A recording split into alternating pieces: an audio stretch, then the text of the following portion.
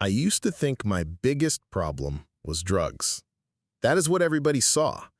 The drugs, the gangs, the arrests, the prison sentence, the chaos. And for a long time, I believed it too. I thought if I could just quit, find more willpower, and stay away from the wrong people, my life would finally change. But what I discovered changed everything. The drugs were not the root. They were the fruit. They were the visible symptom of something deeper. I was searching for identity, belonging, significance, and relief from pain. And because I did not know who I was, I attached myself to anything that made me feel like somebody.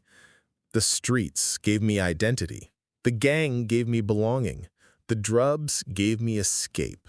The lifestyle gave me significance. But none of it was real. It was borrowed identity. And borrowed identity always comes with a bill. For me, that bill showed up in handcuffs, broken relationships, fear, and prison. At 18 years old, I had to face a question many people spend their whole lives avoiding. Who am I when all the labels are removed? Not who the streets say I am, not who my mistakes say I am, not who my record says I am. Who am I really? That question became the beginning of transformation, because many times, addiction is not only a substance problem, it is an identity problem, a pain problem, a purpose problem, a belonging problem, a hopelessness problem. The behavior may change, but the root can remain. One person runs to drugs, another runs to alcohol, gambling, work, relationships, or anything that promises escape. Different fruit, same root. That is why some people get clean, but still do not feel free. The substance leaves, but the system stays. The thinking stays. The habits stay. The environment stays. The old identity stays.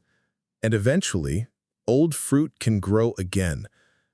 Real transformation began when I stopped asking, how do I stop using drugs? And I started asking, how do I become a different man?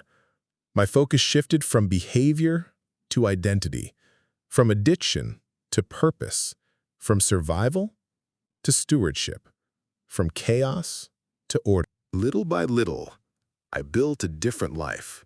New thoughts, new relationships, new habits, new standards, new environment, new vision.